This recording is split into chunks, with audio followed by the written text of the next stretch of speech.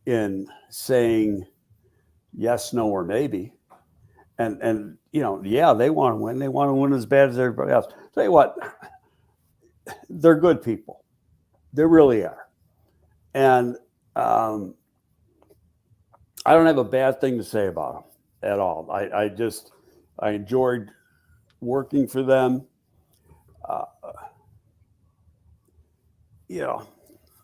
Some of them, it's a big family. Some of the kids are a little different than the others. I think the guy who's the most football astute is Brian. Mm-hmm. Mm-hmm.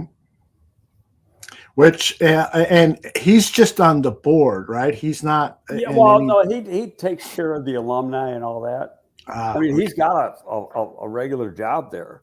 Mm-hmm. But it's like a lot of families. Age matters. Where you are in the line of succession matters, so to speak. Mm-hmm. And where Brian may be the best one, he's down the totem pole because of where he was born. Yeah.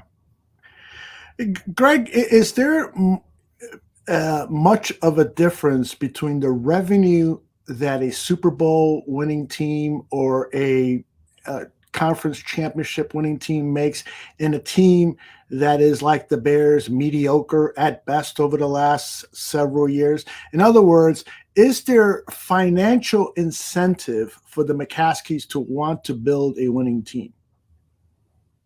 Well, the financial incentive for a particular season, you get in the playoffs and you got a home game, that's more revenue coming in. Mm-hmm. I mean, you got all sorts of new revenue coming in. So yeah, you want that. As far as during the regular season, it's not going to change, but a winning product helps everything. It helps with advertising, helps with marketing, and all that brings in dollars. But now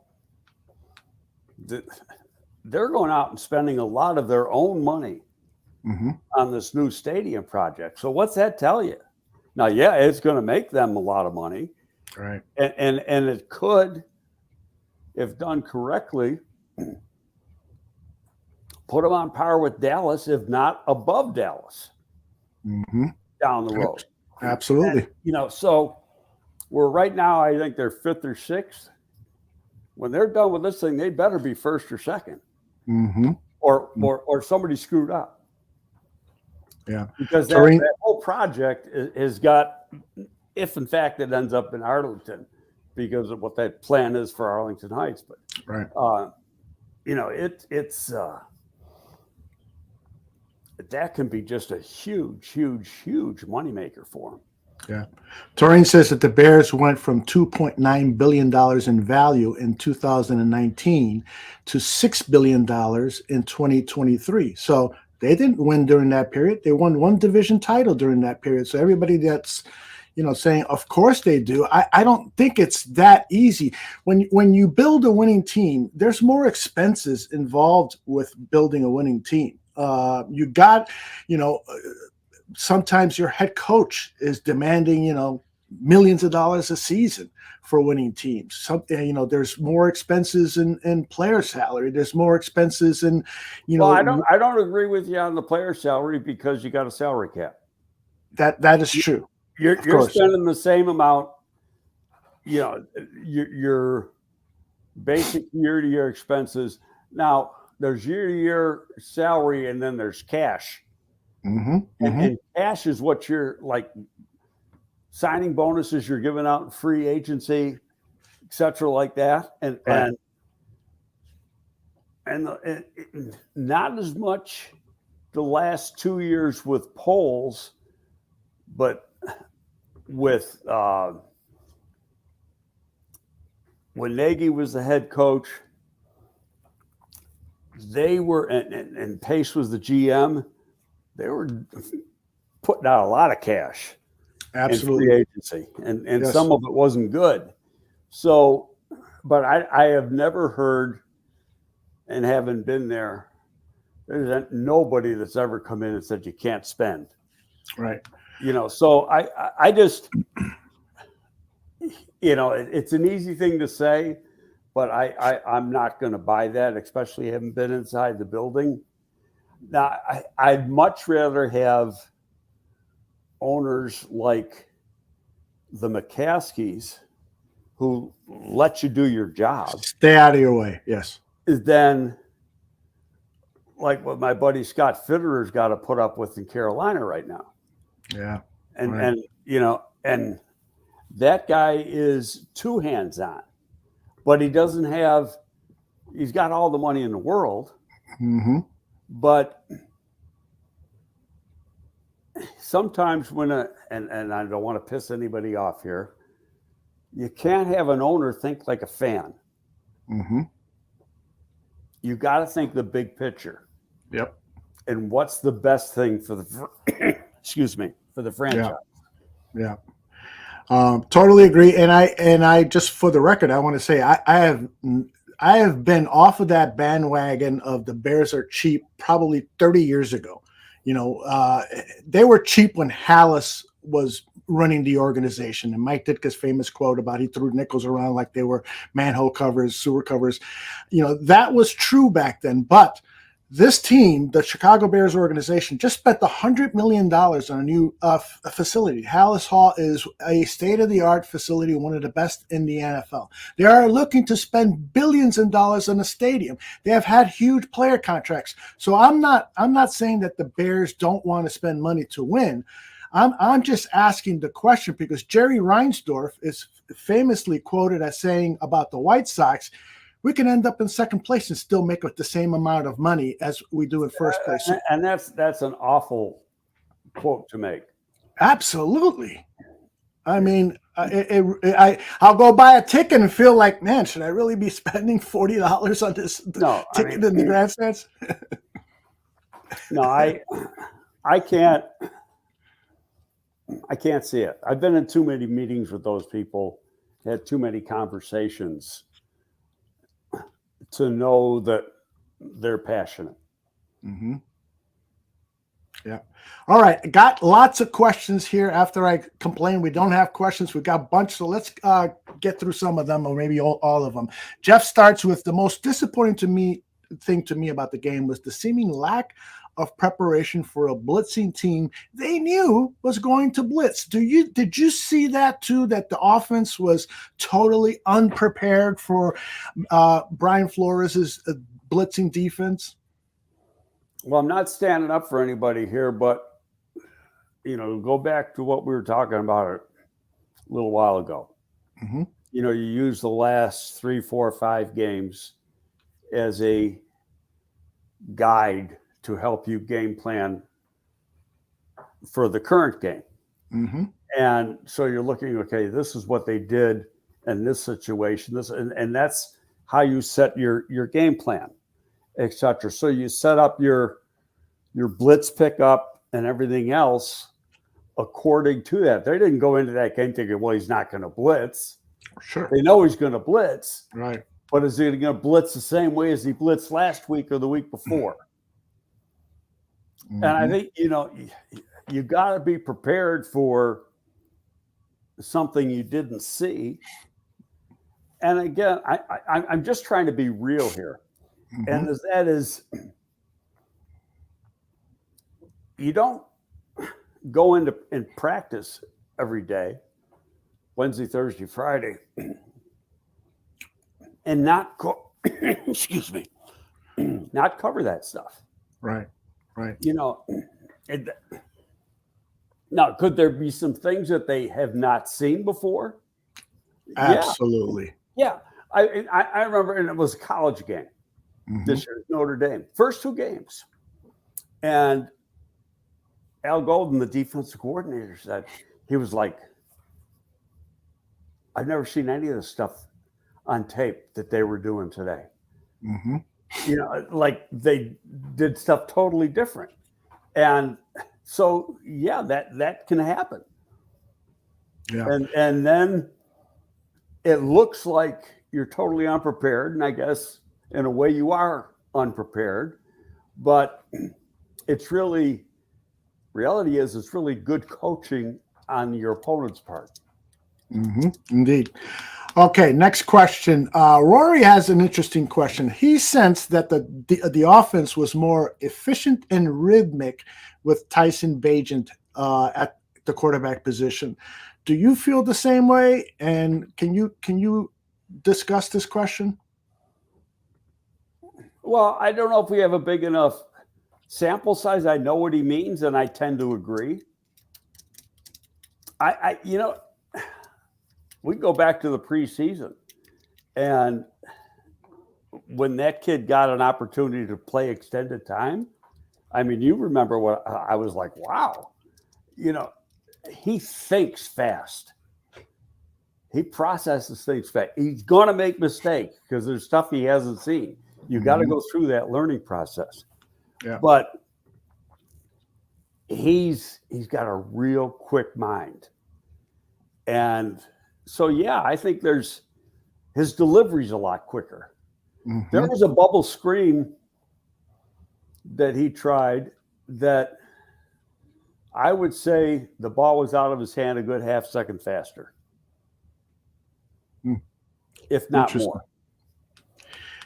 Yeah, he really has a quick release. It's one of the reasons I'm intrigued. If I want Justin Fields to play every game, but if he's not, I am intrigued. I want to see Tyson Bagent, not Nathan Peterman. I've seen enough of Nathan Peterman. I saw him at Pitt, saw him at the Senior Bowl, saw him in some pro games. We know what Nathan Peterman is. Right. We don't know what Tyson Bagent is. You got to find out, and I was preaching that a couple of weeks ago. You got to find out, because if you're going to make a decision in the spring, you got to have some thorough knowledge on what you're making that decision on. Right, exactly. So you don't want to, if you don't have to take a quarterback, that'd be great. Maybe, and I'm not saying this guy's going to be the answer, but what if he is? Hey, Brock Purdy was the last pick in the draft. What's the difference between last pick in the draft and the first guy you signed in free agency? 0.0. That's right. Okay. So Brock Purdy could have very easily been an undrafted free agent. Yep. And guy's pretty good. And why is he pretty good? Because he can think. He really processes. He doesn't have the physical skill set that all those guys that got drafted in front of him. He's got a decent arm, doesn't have a great arm. But he really thinks and processes very, very quickly. Yeah. All right. We've got a number of questions regarding the offensive line. Let me pop up 2 or 3 of them on the screen and then just ask it as an overall question. D. Starin says, wouldn't you expect that an ex-offensive lineman would build an excellent offensive line? Polls. Evie says, where are Mercedes Lewis, an excellent blocking tight end, and Dan Feeney?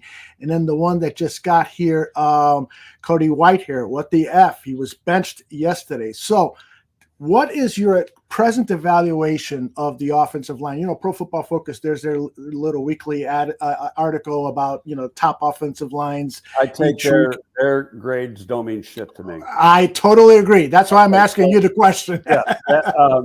It's ridiculous. In fact, anybody who pays 5 cents for that is paying 5 cents too much. I know. I have. Getting back to the offensive line, good offensive lines have cohesiveness. In 2 years, this offensive line has not had any cohesiveness. There's always somebody hurt. Always. Yesterday, Nate Davis gets hurt. He gets rolled up on when Fields got hit, and then Fields went into the back of Nate Davis's leg. Cody Whitehair is having the same problem he had a few years ago at center. He's snapping the ball too high, and that's causing bad plays. Yes, it is. My personal take is he doesn't start anymore. Lucas Patrick does. Braxton Jones was playing pretty good, and then he hurts his neck. Now, nobody has brought up at any presser I've heard, because there's been some rumors that it may be more than a 4-week injury. And has anybody asked a question? How's Braxton Jones doing? Can he come? This is coming up to the 4th game this week. Right. Okay. Can he come back after this week? Nobody asked the question. Now, we know Flus isn't going to answer directly, but he could at least lead you in the direction of, he's getting better. You know what I mean? And so anyway, I think if everybody's healthy and playing where they're supposed to be playing, it's a pretty decent group. Excuse me. I agree with that. I agree. I totally agree.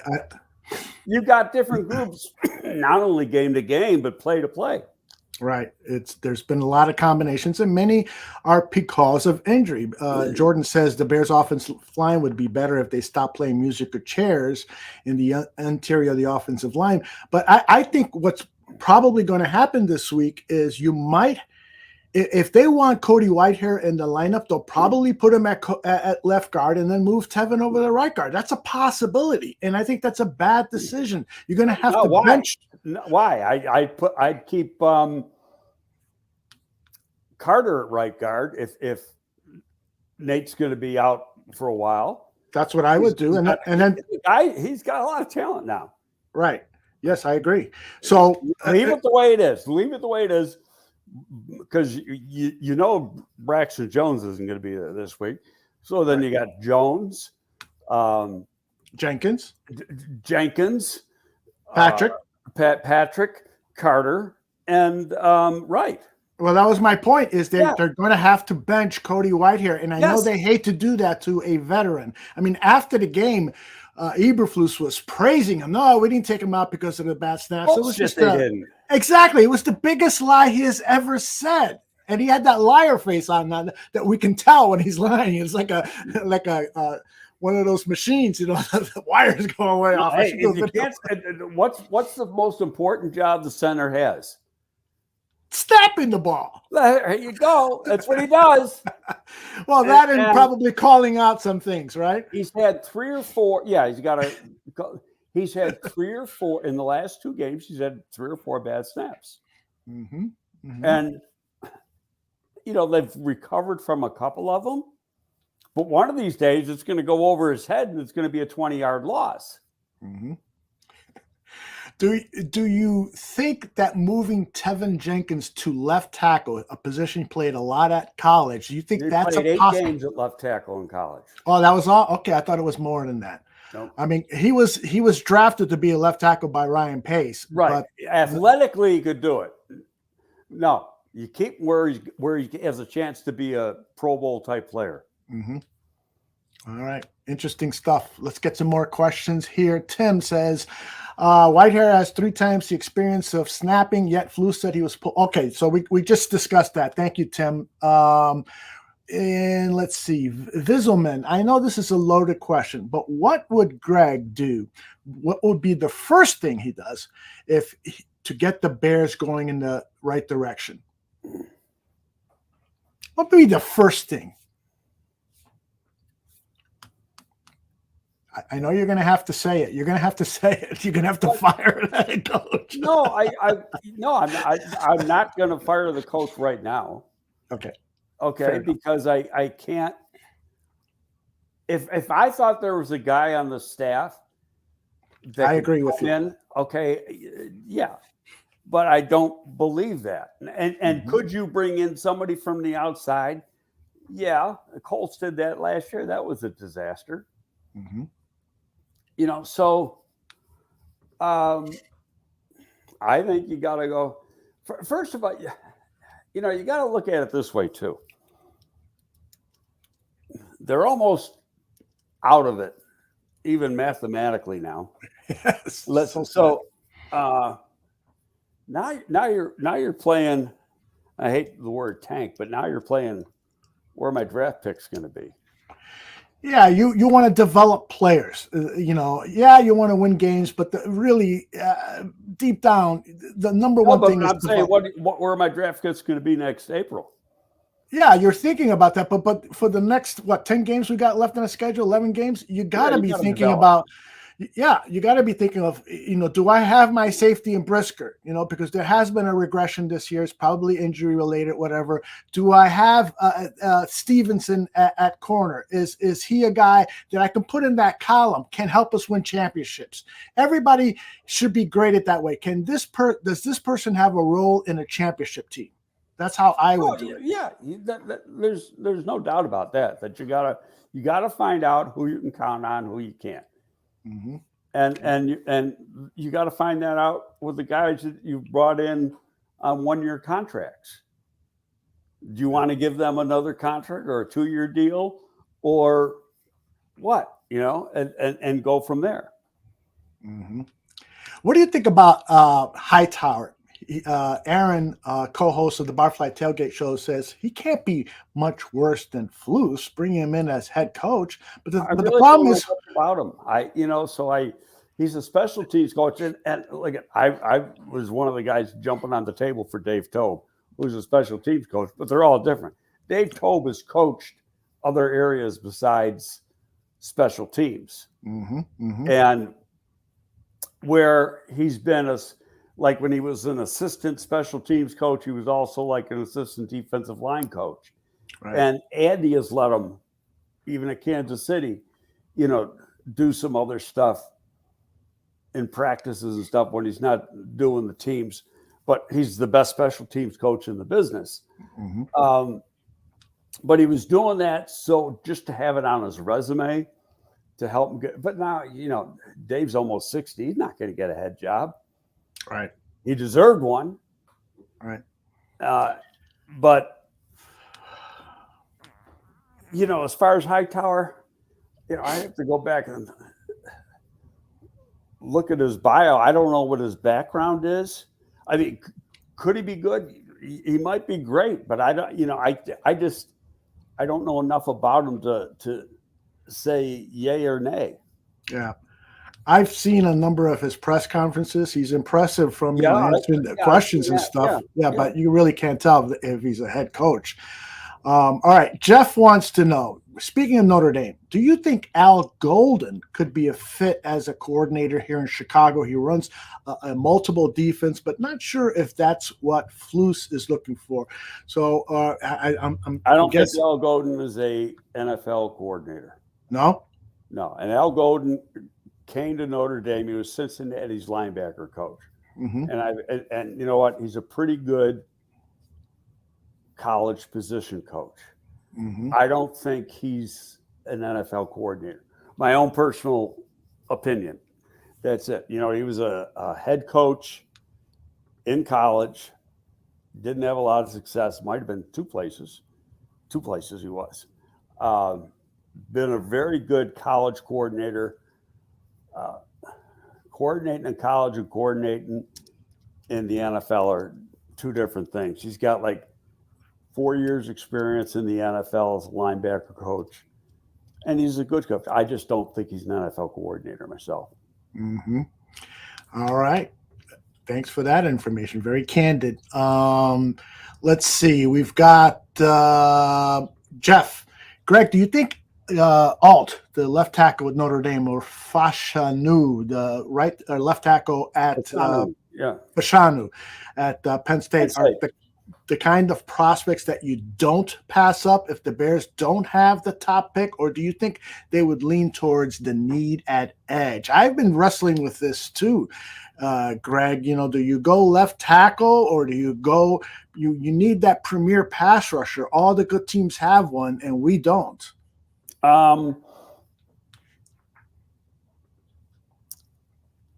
Both those guys are pretty good. There's sometimes you think Alt's better, and Fashanu is, that dancing bear, very, very athletic, very, very smart kid. He could have come out last year, would have been a first-round pick. I have a friend, an agent friend, who interviewed him and talked about it. He goes, no, I came here to get my degree, and I'm going to get my degree, and then I'll come out. Now, he's going to get his degree this year, and he still has another year of eligibility but he'll be in the draft. His parents, I think, are Nigerian immigrants, and they're very smart, intelligent people. So it's a good question, but if I think Braxton Jones is the answer at left tackle, and personally I do, I think he is a first or second round talent that they got in the 5th round because of where he came from. Southern Utah, shitty program, Turbo White, but his natural traits are superb. Excellent. I mean, he ran like a 4.89 or something like that, or 4.8. I mean, it's just, how many tackles do you see can run like that? Yeah. And he's got arms. He can tie his shoe standing up there so damn long. He's got what you need. He needed to get stronger in the lower body. He did.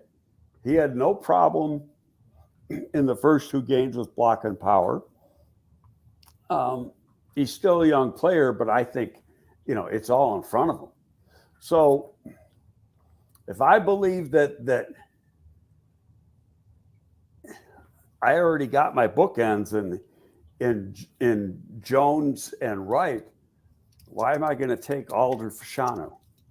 Yeah. I mean, and that's the discussion you're going to have and I'm not going to say the draft room, because the decision is going to be made well before you get into the day of the draft. But when you're having your meetings in February and then in early April, that's what you're going to make your decision right then. Yep. That's going to be one of the many big decisions coming up in the offseason. A few more questions here. But let's just finish one other thing. The key is, what was the neck injury? And is he good to come back in next week or the week after, or if he's out for the season? Well, now that changes, what the doctor's opinions are. That could change your opinion on how you want to handle the draft. I love talking draft. I'm more fun than shit. Exactly. You said it perfectly. Mike says, I don't like this defensive scheme, but they did play well yesterday. How about Tremaine Edmonds making an impact for the first time since he got here? Only bright spot in the day, in his view, in Mike's view. I do have to agree with him that Edmonds had a great day. I'm not going to say he's the only bright spot, but Edmonds really played well, and perhaps he's getting healthier, and perhaps he loves the changes that Eberflus has made with the defensive scheme. What was your analysis of Edmonds' play yesterday? I can't really answer without rewatching the game, and then you go back and you look at certain people to see. I saw him play in Buffalo's whole career, and I watched all those games, and the guy was a hell of a player. So they got a good football player, and with his size, his range, his length, he can do some things that some people can't do. Now, he's not ever going to be a Butkus type guy. That's not his game. No, not at all. And I'm not sure that Butkus's game would be good in today's NFL. I mean, he was pretty good as a pass defender, but I don't know. That's a topic put on those old tapes and see how you see these little 220, 230 pound guys running around and real skinny and they still look slow. That's right. I don't have to put on the old tapes. I saw it. I'm that old. Vince says, I'm not a Poles apologist, but this team was so bereft of talent when he took over that he does need minimally one more free agent draft cycle to get better, and probably two. I agree with you, Vince.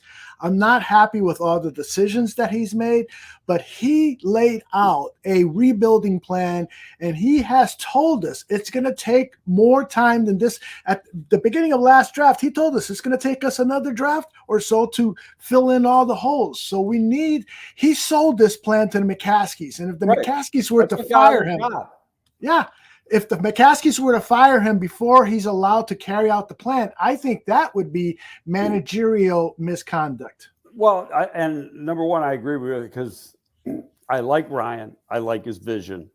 Mm-hmm. And I think, excuse me, it's getting that time of day. Yes, it is. We got one more question. We'll get out of here. I think he's a damn good evaluator too. Mm-hmm. So that's going to, help in the long run. There's been questions brought up of, was the coaching decision totally his, or was it kind of like when Ryan Pace was here? Right. This is the guy you should hire.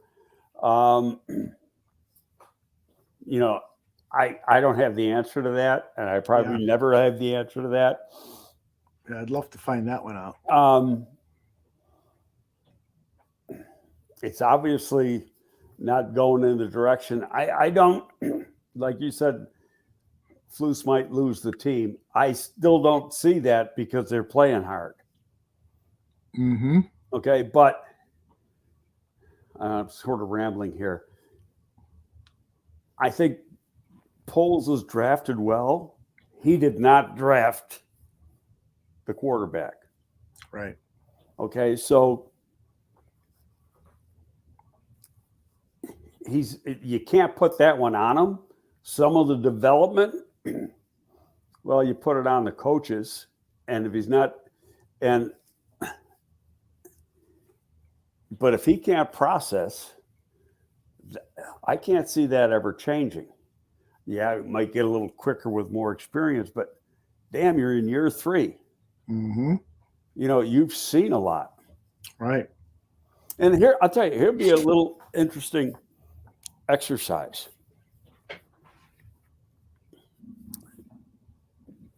Pretty much assured Tyson Bagent is going to be the quarterback next week.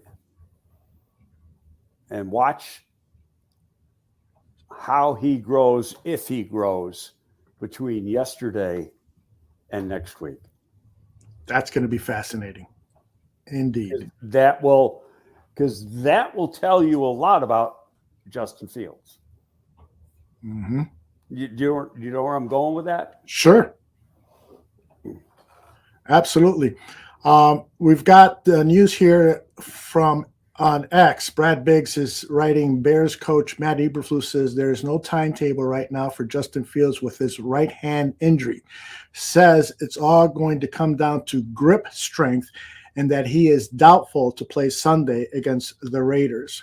So I'm going to see if there's another report about the injury status, if they did the MRI. No, I'm not seeing anything immediately. Matt Eberflus confirms that Fields has a dislocated thumb. Did you say that? Yes, he confirmed that it is a dislocated thumb. And here's big news. Okay, go ahead.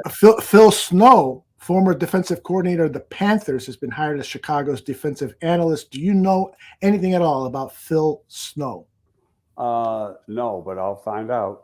Yep, let's find out, and then we'll talk about that this week. I have one more question I want to get to you, Jimmy Tony. Let's go back to Justin, because if he dislocated his thumb, mm-hmm. and I've had a broken thumb and I've had surgery on both thumbs, so there's probably ligament damage in there. Mm-hmm. On a dislocation. Yeah. I'm going to say I don't know if it's going to be that 4 to 6, but I'm going to say it's at least a couple, Mm-hmm. and maybe more than that. I mean, he can't if he can't grip the ball, he can't throw the ball. End of discussion. That's it. Wait a minute, Phil Snow, you said is the guy? Yeah, defensive coordinator for the Panthers the last 3 seasons, has been hired as senior defensive analyst. This is from Brad Biggs. He will help with it. He, I think, I got to double check. I think he's worked with the Lions. He's working where? He's also worked with the Lions. Okay, okay. Excuse me. I'll do some background. Yeah, let's do some background. If we did, we'll pop on here for 15 minutes. I know the name. I just got no recall on how I know the name. We gotta jog those memory cells up. Jimmy wants to get in the last question. Greg, this is an interesting philosophical question. Do players make coaches look good, or do coaches make players look good? And what percentage is on the players versus the coaches? I always think it's the players that, 51%. Well, gotta have the players. Players have a way of making coaches look good, yes. Mm-hmm. But coaches got to put the players in position to make the plays. Yes, indeed. So it goes hand in hand, but and Parcells is one of the best. Mm-hmm. He'll tell you, if I don't have some of those guys that I had, I'm not anywhere as good a coach as I was. Mm-hmm. Just looked up Phil Snow here. Born in Northern California. Early career, coached at Berkeley High, went to Boise State, then went to Cal, Arizona State, UCLA, University of Washington, Detroit Lions, coached the Lions linebacker groups for 2 years, 2006, 2008, went back to college, and now, boy, he's been all over the effing place. Where was he at before Carolina? Before the Panthers? He was at Baylor, correct? That's what I thought. Okay, he was at Baylor with Rule, because I thought Rule brought him with him, and I wonder why Rule didn't take him to Nebraska unless he didn't want to go back to college. Because some guys just don't want to recruit. That gets old. Mm-hmm. Interesting. Jordan says he's an effing stud. I'm assuming that you're referring to Snow, Jordan. Exotic fronts and defenses. He thinks this is an awesome hire. Yeah, but if you go back to, I'm not arguing with Jordan here, going back to what Flus said. Mm-hmm. Flus wants this guy to study the opponent's offense. Right. So it would be like a week ahead to help them come up with stuff for the game plan for the next week. Mm-hmm. So now, could he have done stuff in an unofficial way last week on the Raiders? Maybe. But if not, you're not going to know anything until who's next, the Chargers, right? Yeah. You're not going to see anything until, he'll be working on the Chargers this week. Yeah. Well, the good news is that the defense appears to be on the upswing. They appear to be getting better. They appear to be getting healthier. And so hopefully Phil Snow is going to come in with the right information, enhance the scouting of these teams, and help prepare a game plan that can shut out opponents, because that's what it's going to take to win with this offense. We're back to that. If he's a big proponent on blitzes and stuff like that, he could have an effect on on how Flus does that and it calls that in a game. Yeah, that is a really important part of, when we're judging Justin Fields, we tend to never mention that the defense rarely gives them a half a field to work with. I mean, I'll have to look that up, but the average field position when Fields comes in with the offense is probably in 25-yard line or somewhere around there. But we'll talk about that in a future show. You know this guy on the team Mm-hmm. Bill, if this guy was with Rule at Baylor, Mm-hmm. Billings probably played for him. Oh, interesting. Interesting. Might we see Billings move over to 3-tech for a few downs? No, he's not a freak. When he was, Jordan asked him that when he was a guest on the Barfly Tailgate show, and his eyes lit up, and he was like, "Yeah, I'm paraphrasing." He says, "Yeah, I'll never play that position, but I would love to," because he knows that's a glory position. You don't get lost playing the 3-tech if you're on a good team with a good defensive line. All right, Greg, anything else you want to talk about before we pull the plug on this episode of GTF? No, not really. I mean, we need something we need another win to spice up the Monday morning conversations. Yeah, indeed. And once you've acquired more information on what's happening over at Halislaw, if you want to pop in and do a 15, 20-minute hit, you can do so on Wednesday or Thursday. I know our fans would love that.